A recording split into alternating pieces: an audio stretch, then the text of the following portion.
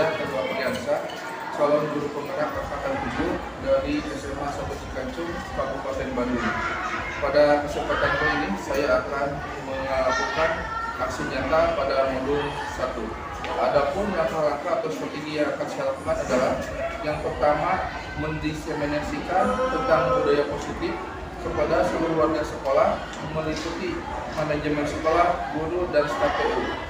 Yang selanjutnya adalah mendiseminasikan tentang budaya positif kepada OSIS dan MPK. Yang ketiga adalah menjelaskan dan membuat kesepakatan keyakinan kelas dan berkelanjutan. Dan yang terakhir adalah melakukan refleksi dari setiap tahapan tindakan.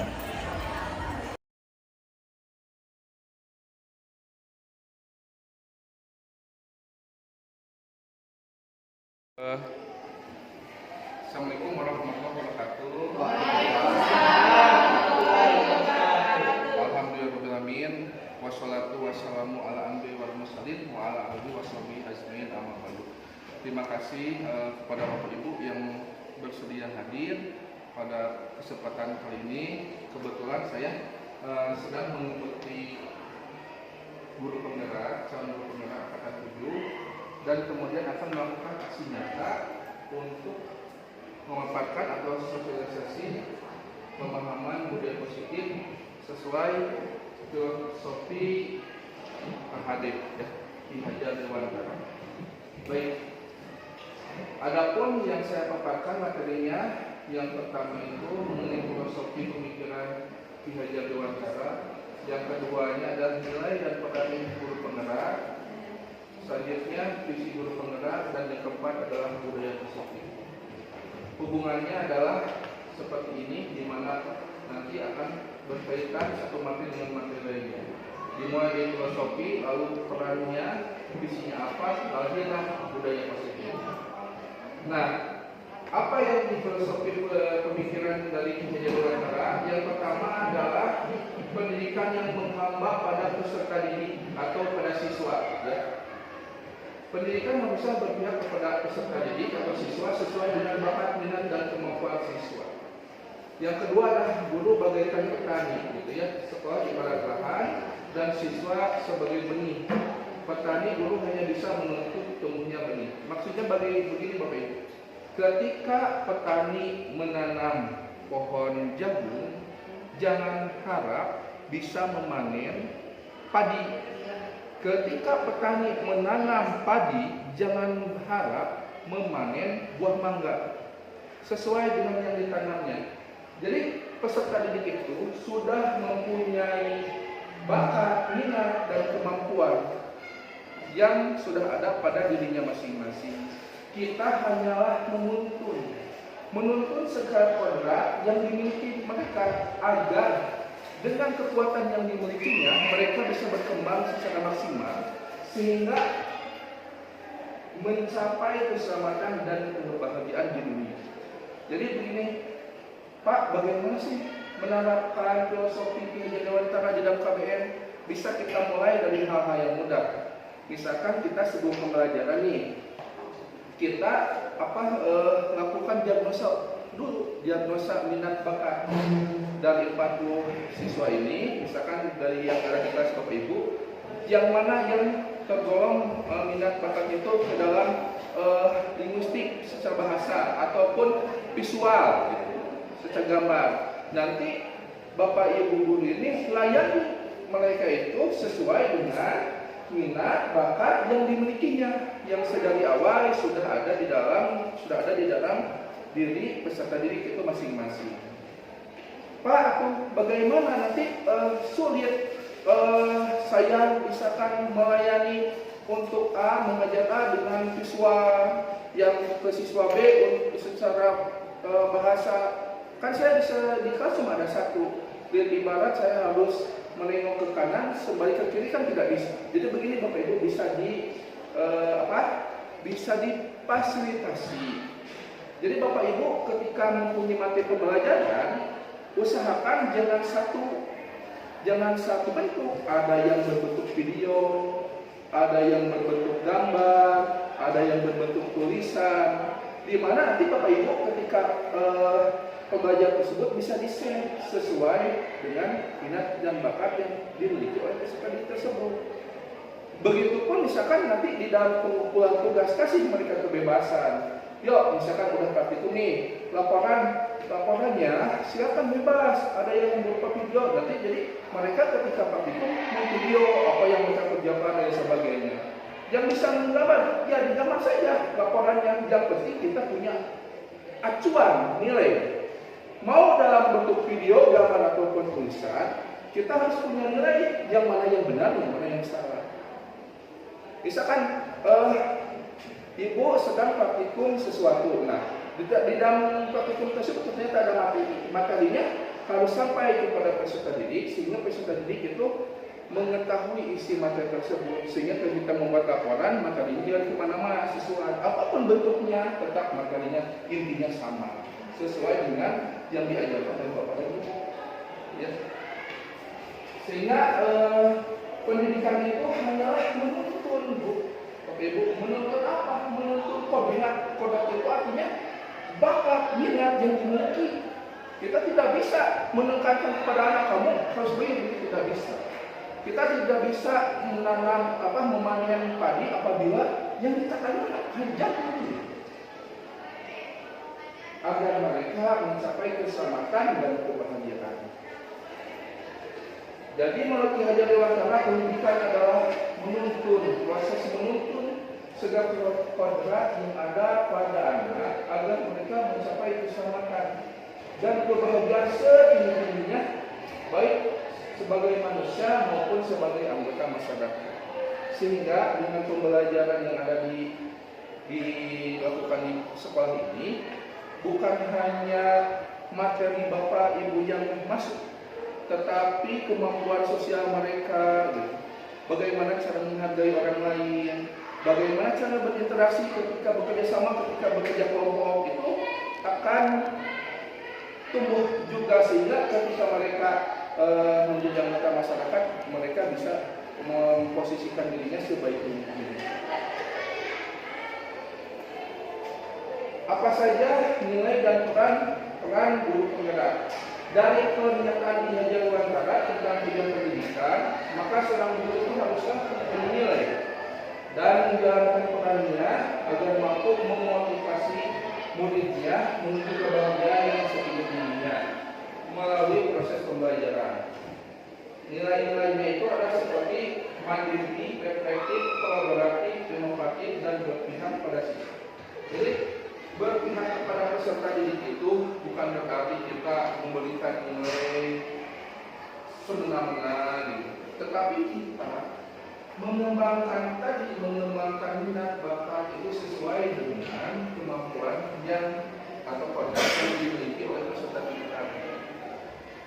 Terus dengan penuh kasih sayang, dengan setulus hati kita kembangkan dengan apa yang dimilikinya sehingga mereka berkembang, semua yang mereka miliki itu berkembang semaksimal mungkin. Apa peran guru penggerak? Yaitu menjadi pemimpin pembelajaran yang selanjutnya menjadi atau pelatih bagi guru lain, yang selanjutnya menggerakkan komunitas dan mewujudkan kepemimpinan siswa untuk mendorong kolaborasi juga. Nah, lalu apa sih visi guru penggerak itu dalam melakukan perubahan? Ya, harus mempunyai visi ibu. Kenapa? Karena visi itu dapat suatu perubahan itu harus dibuat dengan visi dalam perubahan itu. Dan hal yang tepat dalam mencapainya. Visi dapat terwujud dengan adanya kerjasama semua warga sekolah. Oleh sebab itu, dalam mewujudkan visi, kurang konkret menggunakan metode integritas seperti A yang dijalankan dalam kesempatan dalam. Jadi ibu input administratif itu suatu metode di mana kita itu mengajak semua warga sekolah itu bukan semena-mena, tapi dimulai dari kebiasaan-kebiasaan yang mereka sering lakukan. Kenapa harus dimulai dari kebiasaan yang sering mereka lakukan? Karena kalau kita misalkan mengajar seseorang atau pada umumnya itu warga sekolah yang belum pernah mereka sama sekali lakukan, itu akan sulit.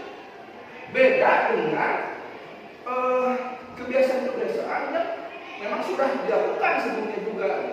Buat pertanyaan apa yang mereka biasa lakukan, yang hal yang positif yang mereka biasa lakukan.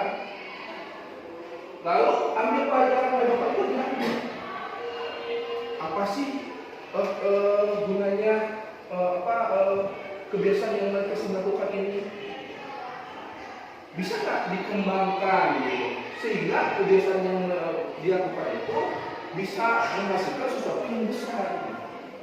Misalkan keluarga masih kecil seringkali misalkan melakukan acara makan-makan bersama, itu sudah biasa seperti itu. Nanti apabila Bapak Ibu misalkan berkesempatan di pemimpin, biasa kebiasaan itu bisa dikembangkan. Coba kita kembangkan. Kamu sudah bisa makan bersama, bagaimana misalkan kalau kita berdonasi ketika makan itu, misalkan sisakan makanan tersebut untuk orang yang tidak mampu.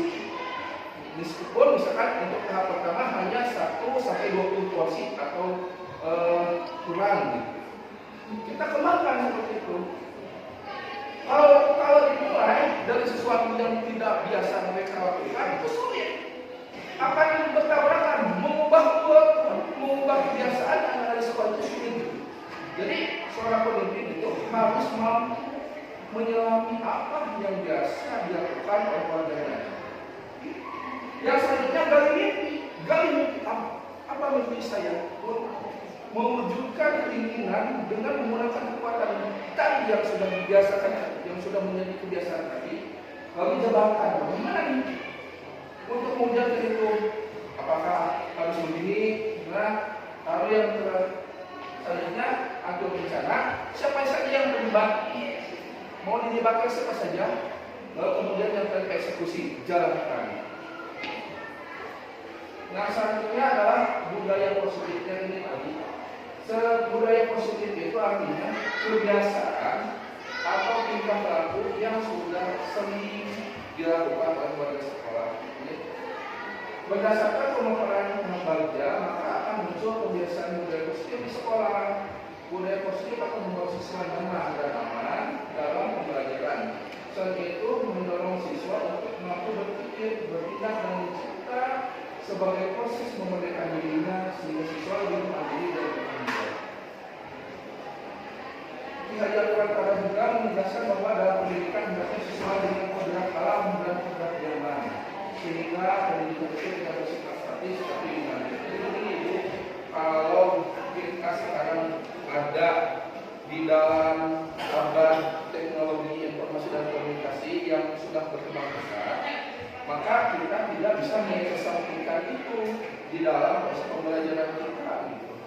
Apa yang disebut kodrat alam yang tadi siswa atau misalnya itu sudah memiliki bakat minat masing-masing. Itu sudah kodratnya. Tidak bisa kita merubah itu semua. Lalu kodrat zamannya, itu kan perkembangan zaman teknologi, kita juga harus menyatakan itu supaya apa? Supaya pendidikan kita tidak bersifat statis. Yang selanjutnya adalah masih tentang budaya positif. Adapun dan budaya positif itu adalah disiplin positif, ada juga nilai kebaikan, motivasi, hukuman, pembakaran, resolusi, dan selanjutnya. Nah, yang selanjutnya Bapak Ibu, ketika kita menemukan banyak permasalahan yang ada dalam peserta didik, sebaiknya kita jangan menempatkan diri kita sebagai penghukum, karena penghukum itu hanya akan meninggalkan bekas luka itu yang mungkin pada saat ini tidak tersampaikan, tapi suatu saat apabila dia sudah besar dan menjadi orang permasalahan, mungkin saja bisa disampaikan dan hal-hal yang menjadi. Kalau penghukum, kita sebagai penghukum artinya kita sudah mendidik anak kita juga sebagai penghukum bagi warga di dalam anggota masyarakat dan lain sebagainya. Nah, apa yang harus dilakukan? Yang pertama, saya memperkenalkan adalah restitusi. Jadi restitusi itu adalah sebuah cara menanamkan disiplin pada peserta didik atau murid. Restitusi adalah proses menciptakan kondisi bagi murid untuk memperbaiki kesalahan mereka, sehingga bisa sehingga mereka bisa kembali kepada kelompok mereka dengan karakter yang lebih kuat. Restitusi juga dalam proses kolaborasi yang mengajarkan murid untuk mencari masalah dan atau menginstruksikan para murid untuk berpikir tentang seperti apa yang mereka inginkan dan bagaimana mereka harus memperlakukan orang lain.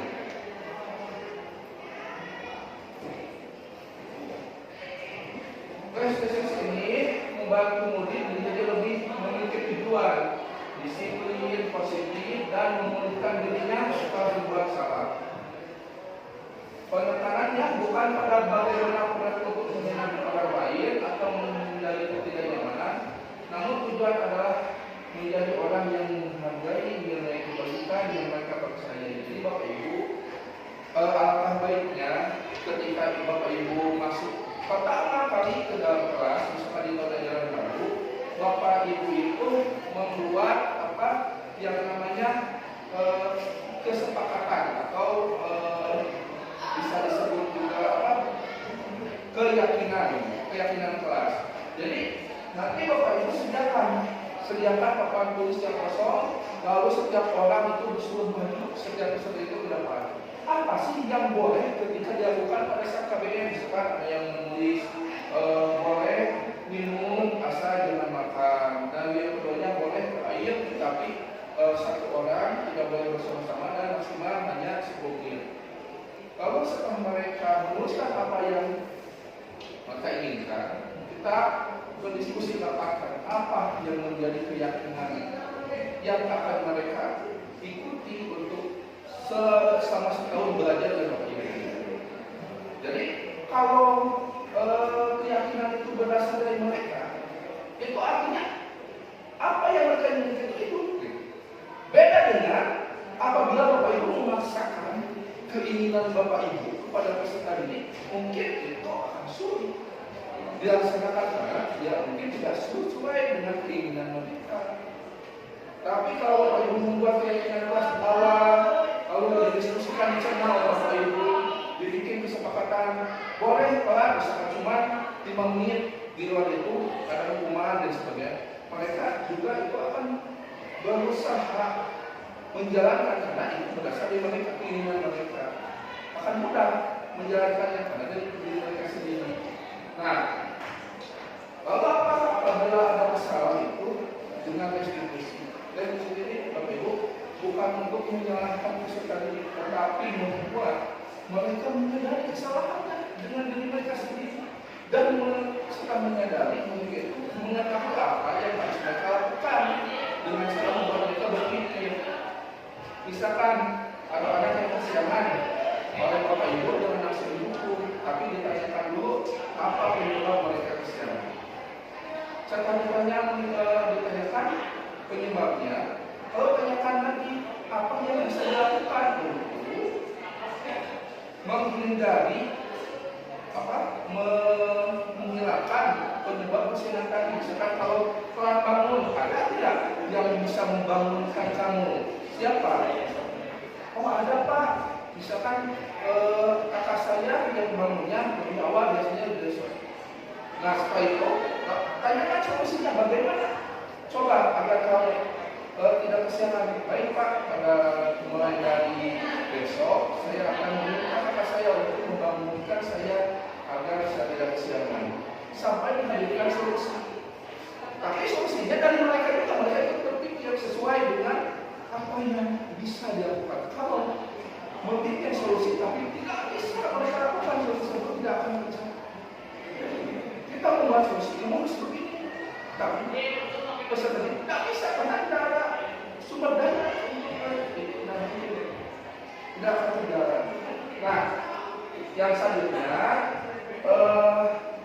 mulai solusi ini ketika murid berbuat salah, guru akan menanggapi dengan cara yang memungkinkan murid untuk membuat evaluasi internal, evaluasi pada diri sendiri. Apa sih yang menyebabkan saya begini? Tentang apa yang dapat mereka lakukan, apa yang saya bisa lakukan untuk mengurangi kesalahan saya itu, untuk memperbaiki kesalahan mereka dan mendapatkan kembali pada dirinya. Jadi si murid itu tidak jatuh pada dirinya, tapi kita bisa bangun agar mereka menyadari kesalahannya dan memperbaikinya sesuai kemampuan dia yang memiliki.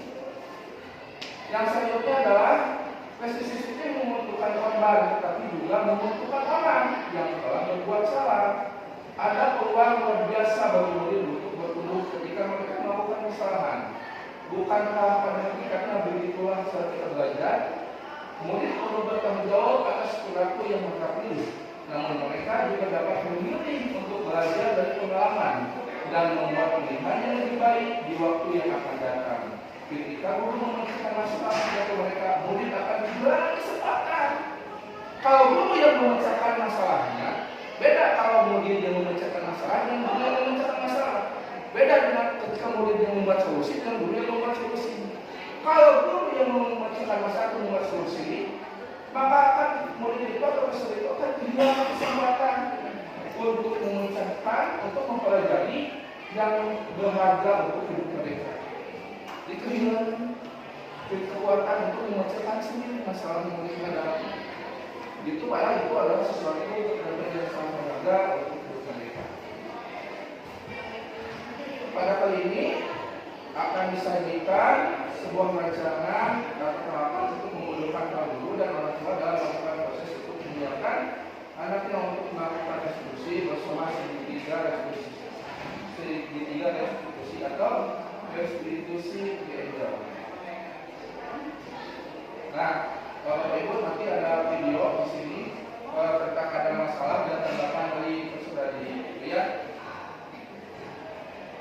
Baik, saya akan menayangkan demonstrasi apa yang sudah saya lakukan untuk membiasakan budaya-budaya positif yang ada di sekolah ini.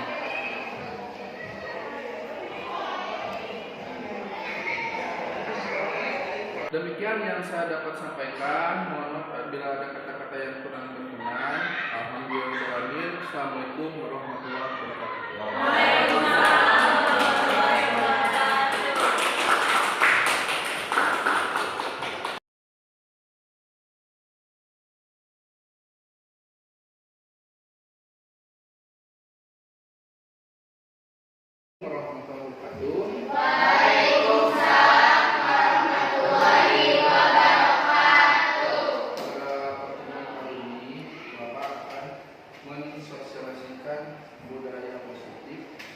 Yang ada di sekolah kita, ya, sebagai tugas, salah satu tugas bagi Bapak dari guru calon guru kita anak-anak di SMA sampai sekarang. Baik, yang pertama Bapak itu tugasnya sebetulnya adalah mensosialisasikan pemahaman budaya positif sesuai filosofi KHD. Ada yang tahu KHD itu apa? KHD itu singkatan Ki Hajar Dewantara, ya. Nah, untuk MBK ini filosofinya banyak diambil dari Ki Hajar Dewantara ini. Apa filosofi Ki Hajar Dewantara itu? Ya. Nah, jadi yang pertama nanti Bapak akan jelaskan dulu filosofi dari Ki Hajar Dewantara, lalu Bapak akan langsung menunjukkan tentang budaya positif, ya. Nah, filosofi pemikiran Ki Hajar Dewantara. Jadi menurut beliau, pendidikan itu harus berpihak kepada siswa sesuai dengan bakat, minat, gaya belajar, dan kemampuan siswa. Yang kedua itu, guru itu bagaikan petani, sedangkan sekolah ibarat lahan dan siswa sebagai benih. Petani itu jadi hanya bisa menuntut tumbuhnya benih. Jadi kalau petani nanamnya jagung, jangan mau panen singkong. Kalau petani nanamnya singkong, jangan mau panen padi. Peserta mempunyai bakat, minat, gaya belajar, dan kemampuan yang memang sudah dari sananya ada. Seorang guru hanyalah bisa menuntun agar siswa tersebut dapat belajar sesuai dengan bakat, minat, gaya belajar, dan kemampuannya. Sehingga apa? Sehingga tugas guru itu adalah menuntun segala kodrat pada anak agar mereka mencapai keselamatan dan kebahagiaan. Sampai di sini ada yang ingin tanyakan tidak? Lanjut ya.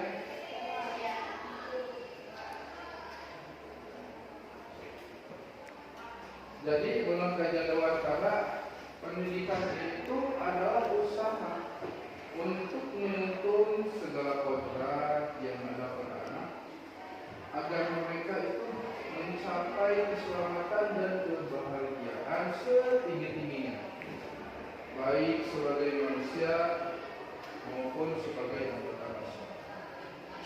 Contohnya apa, Pak? Contohnya kita akan langsung memperhatikan contohnya. Apa sih, Pak, pendidikan yang menuntun itu? Yang tadi harus sesuai dengan bakat, minat, dan gaya belajar dan kemampuan peserta didik itu. Misalnya, sebelum kita masuk ke kelas, kita akan bikin suatu kesepakatan kelas dulu, ya. Tulis nanti masing-masing diberi kertas 2. Tuliskan apa saja yang boleh dan apa saja yang tidak boleh dilakukan pada saat kalian KBM dengan Bapak, ya. Bapak akan melakukan sekarang masing-masing ambil 2 diagonal, ya. Lalu kalian tuliskan apa yang boleh dilakukan dan yang tidak boleh. Nanti kalian tempel di sini, ya. Boleh ambil 4, sisanya 2.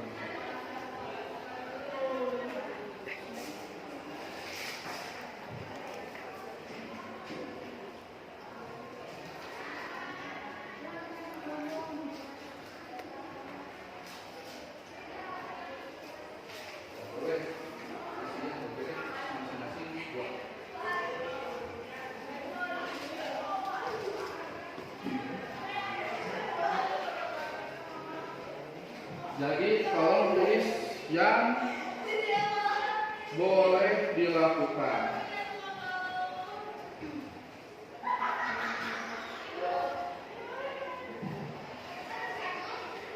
Yang tidak boleh dilakukan. Jawabannya boleh 2, boleh 3 di dalam satu kertas itu, ya.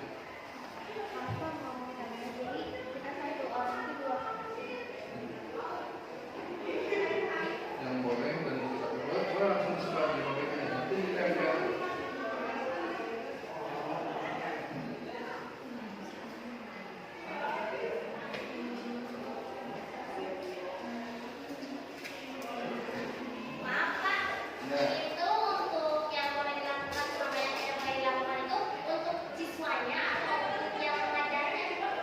Untuk kalian dulu.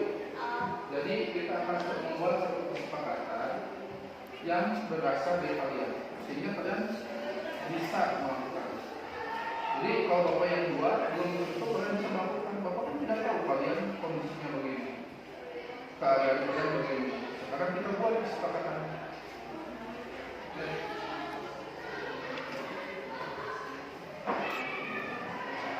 Misalkan boleh minum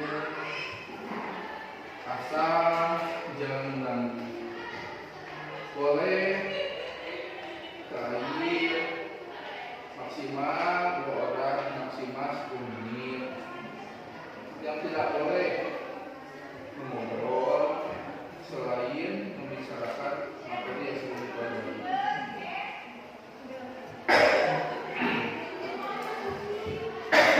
Silakan.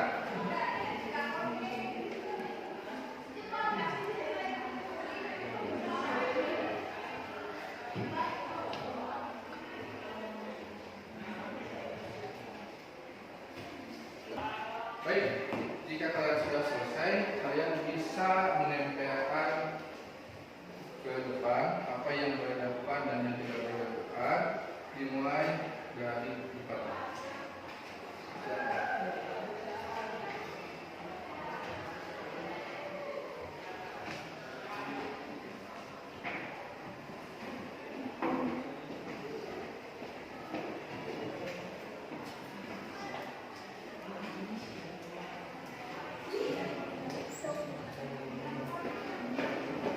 Lanjut.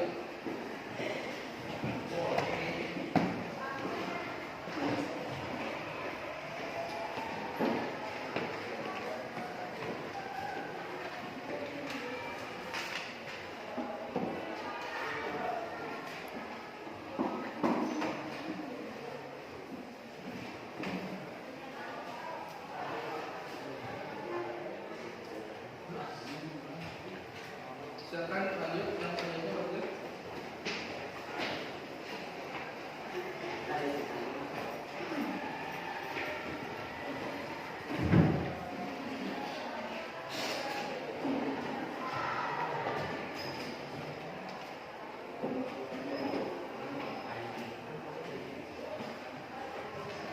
Silakan Dokter. Yang selanjutnya.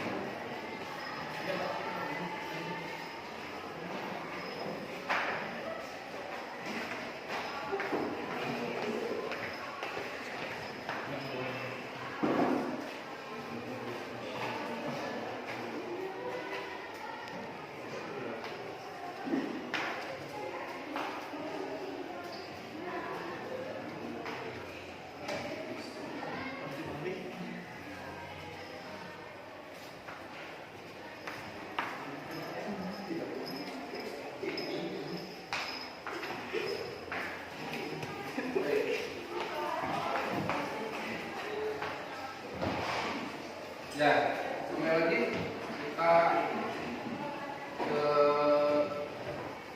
budaya positif ya. Bapak membacakan yang boleh dilakukan. Yang satu, membuka HP ketika menggunakan sosial media. Maksudnya ketika sosial media itu ada yang melakukannya untuk sesi dan lain sebagainya. Yang kedua, boleh berdiskusi tentang pelajaran.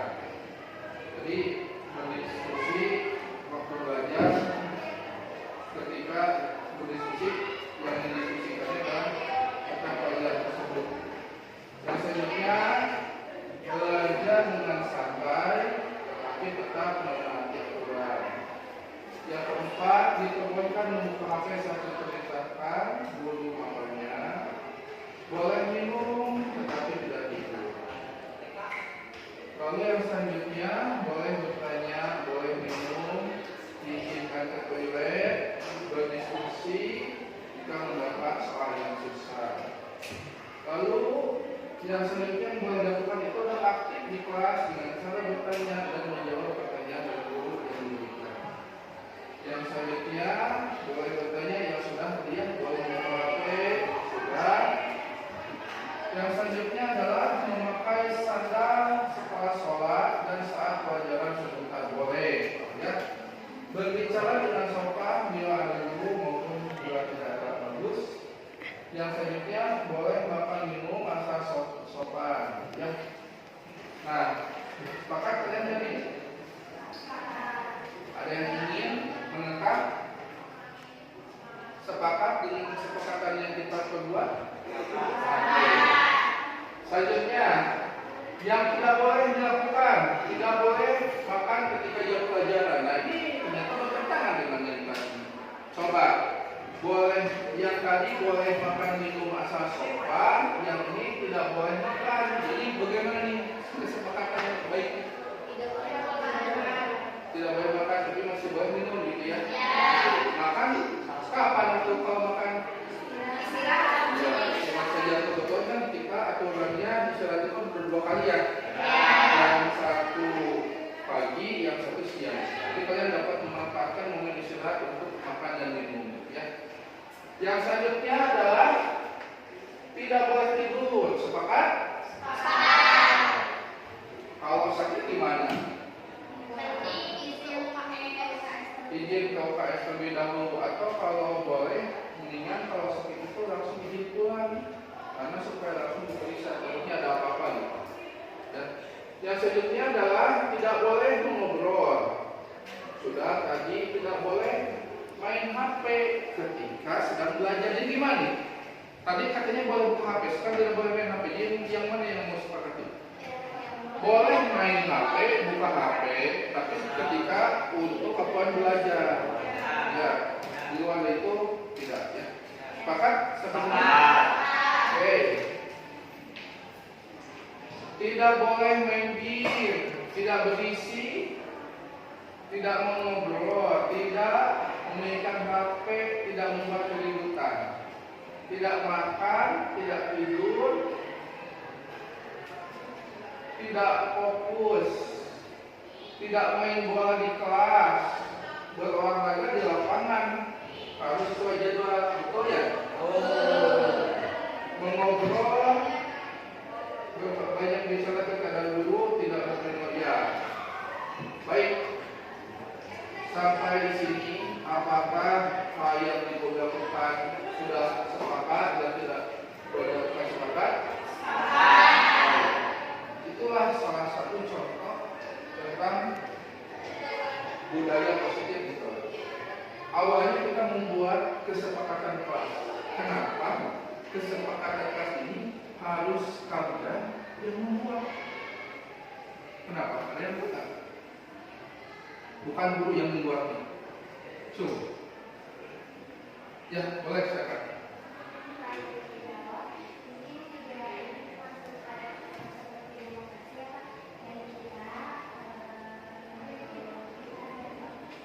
Ya, salah satunya. Ada yang lain? Yang akan melaksanakan kesepakatan ini siapa?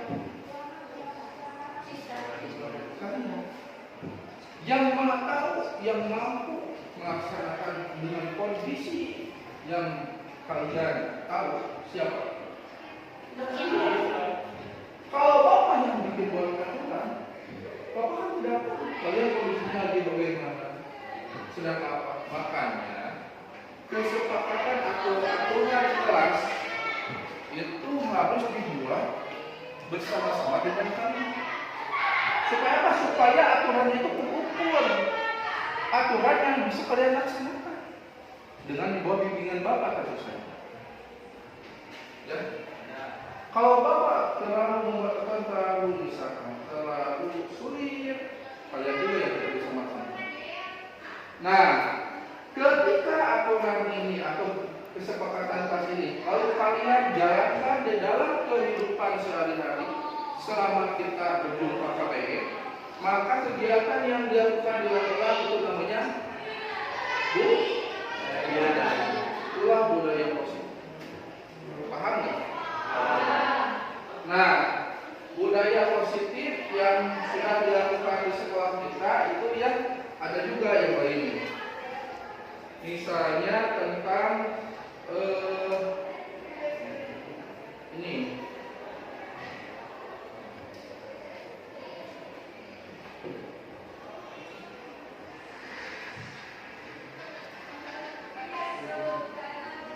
Boleh dilihat ya.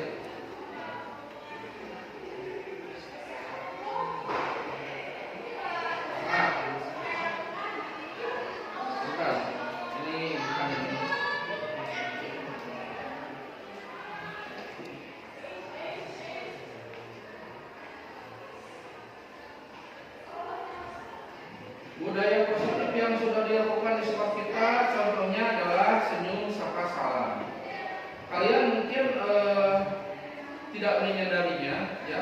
Tetapi program senyum sapa salam ini sudah dilakukan di sekolah ini ketika sekolah kalian datang di awal waktu, lalu guru ada di depan gerbang, lalu kalian mengucapkan salam. Itu namanya senyum sapa salam. Yang selanjutnya adalah program yang sudah dilakukan ini adalah rantang berbagi. Rantang berbagi ini waktu ada bulan puasa yang pramuka itu. Nah, di mana kalian dengan kelas itu kemudian membagikan makanan di dalam suatu kemasan, meskipun bukan rantang, gitu ya. Kemudian dibagikan kepada orang yang membutuhkan, ya. Lalu selanjutnya adalah berdoa yang membaca Asmaul Husna, itu juga sudah, gitu ya. Itu juga sudah dilakukan oleh kalian. Nah, menurut kalian ada nggak hal-hal yang lain yang bisa dilakukan sebagai budaya positif, sebagai sesuatu yang bisa dijadikan sebagai budaya positif? Coba, ada yang bisa memberikan pendapat? Pak, misalnya saya mah ingin di sekolah teh misalkan ada pengajian. Nah, kebetulan kemarin ada udah, ya. Sebentar, tapi ingin cek dulu ini. Nah, ini Bapak akan menggunakan video ini, ya, yang sudah dilakukan di sekolah.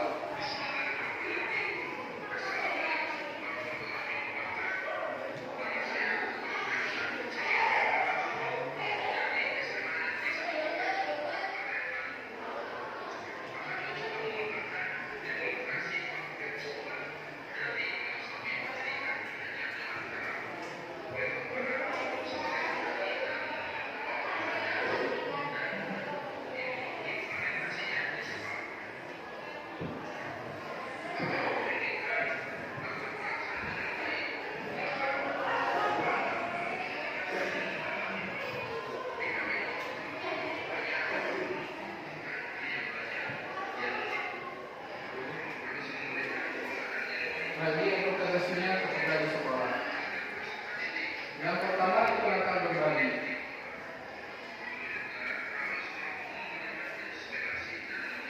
Jadi rantang berbagi itu adalah program kepedulian kepada sesama dengan membagikan makanan kemas dalam wadah. Adapun nilai-nilai budaya yang berwarisan adalah seni asa, seni asih, seni asuh, saling menyayangi, saling menjaga.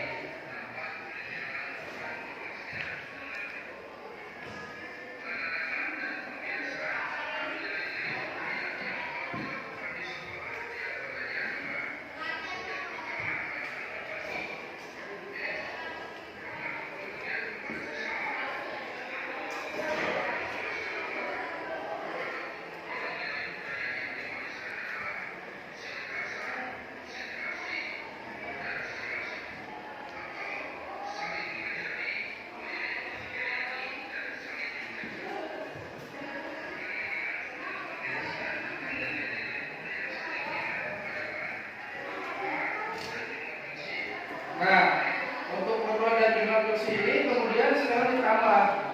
Jadi ada juga Jumat Jumroh. Jumat itu apa? Jumat rohani dan Jumat bugar, ya. Kalau dulu itu baru sampai Jumat bersih. Jadi program membersihkan lingkungan sekolah sejak hari Jumat kalau dulu. Dan program berdoa sebelum dan sesudah pembelajaran seperti pembacaan Asmaul Husna kalau ini masih, ya. Nah,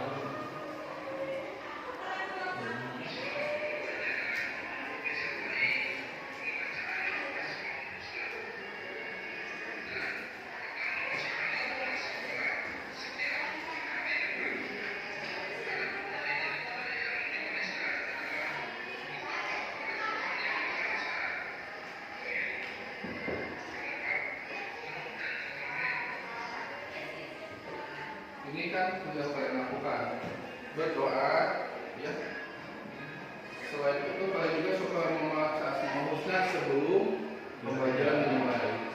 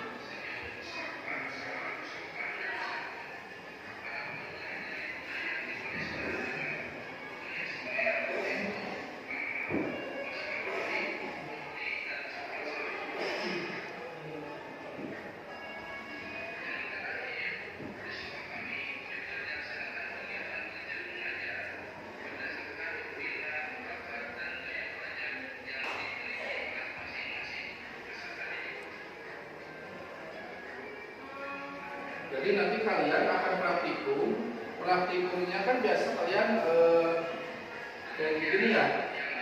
Kalau tidak suka kayak gini, nanti akan dilayani oleh Bapak dengan Bu Evi, gitu ya. Praktikumnya itu kalau yang suka video ada nanti praktikum virtual. Jadi kalian itu praktikum, tapi di dalam komputer praktikumnya. Kalian menambahkan jam itu ada di program itu. Jadi apa saja sih yang menjadi contoh dari budaya positif ini sesuai tadi yang dijelaskan. Ditambah mungkin yang baru itu adalah Jumat Bugar dan Jumat Rohani gitu ya. Lalu tadi pembelajaran sesuai minat dan bakat. Pak, apa coba implementasi yang Bapak lakukan kepada kami di dalam KPM ini? Kalian kan kemarin praktikum. Lalu laporan praktikumnya Bapak bebas kan? Yang suka menuliskan, yang mempunyai gaya belajar visual, Bapak beri kebebasan laporan praktikumnya berupa video. Yang gaya belajarnya misalkan yang suka menulis, Bapak kasih berupa laporan tertulis diketik. Bahkan laporannya juga bisa dapat bentuk dalam gambar. Adapun nanti Bapak akan share video tersebut disertai bahan-bahan yang lainnya. Kemarin bahan-bahan baru berupa tulisan, belum berupa video soal Bapak share. Jadi setiap jenis gaya belajar itu harus diberikan, dilayani dengan baik oleh guru ini. Kenapa? Karena memang dari sananya gaya belajarnya seperti itu. Guru itu tidak bisa memaksakan, tidak bisa berubah. Misalkan seseorang yang gaya belajarnya kinestetik berubah, itu tidak bisa. Hanya bisa menuntun tumbuh kembangnya. Agar apa? Agar berkembang secara maksimal dan mencapai keselamatan dan kebahagiaan secara maksimal. Ya, itu mungkin salah satu contoh kecilnya. Bapak lanjut, yang selanjutnya adalah pendidikan tadi sudahnya adalah menuntun segala kodrat yang ada pada anak agar mereka mencapai keselamatan dan kebahagiaan setinggi-tingginya, baik sebagai manusia maupun sebagai anggota masyarakat. Sampai di sini ada yang ditanyakan dulu nggak? Jadi kalian itu sebagai perwakilan OSIS ya, memang kalian itu adalah organisasi siswa sebagai perwakilan yang dipanggil oleh Bapak pada hari ini. Budaya positif itu apa sih Pak? Budaya positif harus merupakan kegiatan yang sudah sering atau biasa dilakukan oleh keluarga sekolah, khususnya kalian. Supaya apa? Supaya ketika itu dijadikan suatu program, kalian sudah tidak sembung lagi melaksanakannya. Adapun Bapak nanti dengan teman-teman guru dan manajemen sekolah yang lainnya, akan berusaha mengembangkan budaya tersebut agar lebih baik lagi. Ya, budaya positif itu harus mengandung tentang disiplin positif dan nilai kebaikan. Harus mengandung motivasi, ya, mengandung keyakinan, kelas. Harus di situ ada yang disebut dengan restitusi. Apa yang disebut dengan restitusi itu? Bapak akan coba jelaskan, asosiasikan kepada kalian sebagai perwakilan dan OSIS. Nah, posisi guru itu ada sebagai penghukum, pembuat merasa bersalah, sebagai teman, sebagai pemantau, dan sebagai manajer. Nah, posisi guru sebagai manajer, dia akan berusaha melakukan yang dinamakan restitusi, gitu ya. Apa yang disebutkan restitusi? Restitusi adalah proses yang menciptakan kondisi pada murid untuk memperbaiki kesalahan mereka, sehingga mereka bisa kembali pada kelompoknya dengan karakter yang lebih kuat. Juga adalah proses kolaboratif yang mengajarkan murid untuk mencari masalah, lalu mengajarkan untuk berpikir tentang cara seperti apa yang mereka inginkan dan bagaimana mereka harus memperbuat orang lain. Nah, berikut Bapak akan tunjukkan video tentang contoh restitusi. Jadi restitusi itu begini Bapak. Guru itu harus sebagai manajer, jangan sebagai penghukum, itu ideal. Nah, apa sih? Ya, sebagai manajer itu jadi harus bisa mengarahkan murid atau peserta didik itu. Ketika dia berbuat salah, harus bisa mengarahkan kepada peserta didik tentang apa yang mereka telah perbuat, kesalahannya itu sebagaimana, harus bisa menemukan kesalahan mereka. Jadi kesalahan itu mereka sadari dari diri sendiri. Oh, pas itu salah begini. Jadi bukan membuat masalah besar, tapi harus menemukan masalahnya. Lalu setelah itu, setelah ditemukan bersama-sama, dilatih juga untuk memecahkan masalahnya. Dilatih untuk memecahkan masalahnya tersebut oleh sendiri, sehingga dihasilkan solusi yang berasal dari peserta didik, bukan berasal dari guru. Misalkan ada yang kesiangan,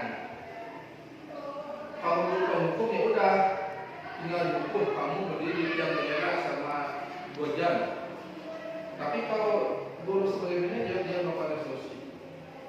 Misalkan ada namanya Muhammad atau Ahmad. Ahmad, kenapa kamu kesiangan? Karena saya telat bangun. Dia sudah menemukan kesalahan. Lalu setelah itu, apa yang bisa dilakukan agar kamu tidak kesiangan? Pak, saya harus dibangunkan. Ada nggak yang bisa membangunkan? Ada. Siapa? Kakak saya. Kakak kamu bisa nggak? Disuruh bangunkan, bisa. Nah, seperti itu. Jadi siswa itu menemukan masalah dan menyelesaikan masalahnya sendiri. Kenapa? Karena menyelesaikan masalah itu adalah suatu keterampilan hidup yang sangat paling berharga. Di dalam kehidupan ada masalah datang silih berganti, meskipun secara ekonomi sudah membaik, secara saja sudah membaik, tapi masalah silih. Nah, permasalahan yang resiko itu dilatih agar dipecahkan masalahnya. Kalau belajar dilatih memecahkan masalahnya, karena ada kehidupannya, ada setelah keluar sekolah akan ada masalah. Masalah itu akan datang pada setiap orang, ya. Dan ini contoh dari video tentang restitusi, ya.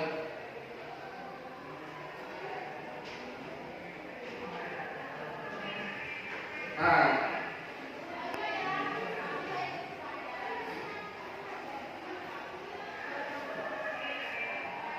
ada yang lagi piket, tapi ada orang yang enak-enak main HP. Kalau yang lagi piketnya lama gitu.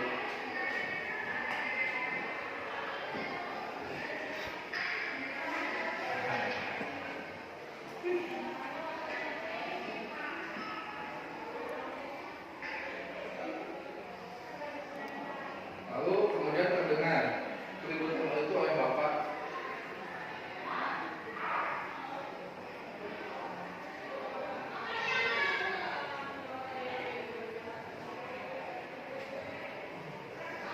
Bapak kedua-duanya dipanggil untuk ke ruang BK.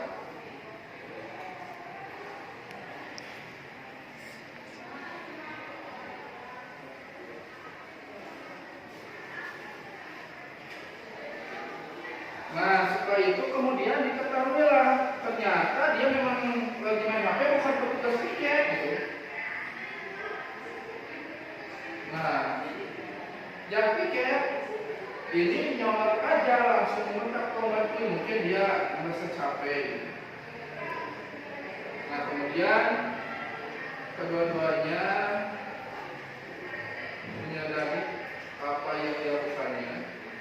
Setelah menyadari kesalahan yang dilakukan, kemudian kedua-duanya membuat solusi yang bisa dilakukan. Ya, kenapa solusinya harus berasal dari kalian ya? Kalian yang bisa menyediakan solusinya kalian. Kalau solusinya dari bapak kan belum tentu. Kalian harus begitu, kalian misalkan ke sekolah harus naik motor, kalian nggak punya motor, gitu kan? Misalkan saya kesian, sekolahnya harus naik motor kan, belum tentu kalian punya motor. Yang mana solusinya itu harus berasal dari diri kalian sendiri, yang terukur oleh kalian sendiri, yang bisa dilakukan oleh kalian sendiri. Ya mungkin itu saja pemaparan dari Bapak. Ada yang ingin ditanyakan tidak? Kalau tidak ada, Bapak tutup saja sampai di sini. Terima kasih. Alhamdulillahirobbilalamin. Assalamualaikum warahmatullahi wabarakatuh. Waalaikumsalam warahmatullahi wabarakatuh.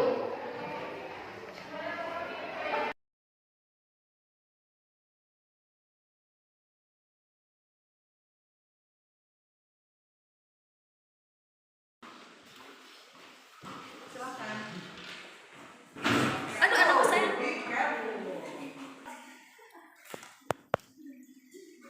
Oke. Berapa siswa yang belum?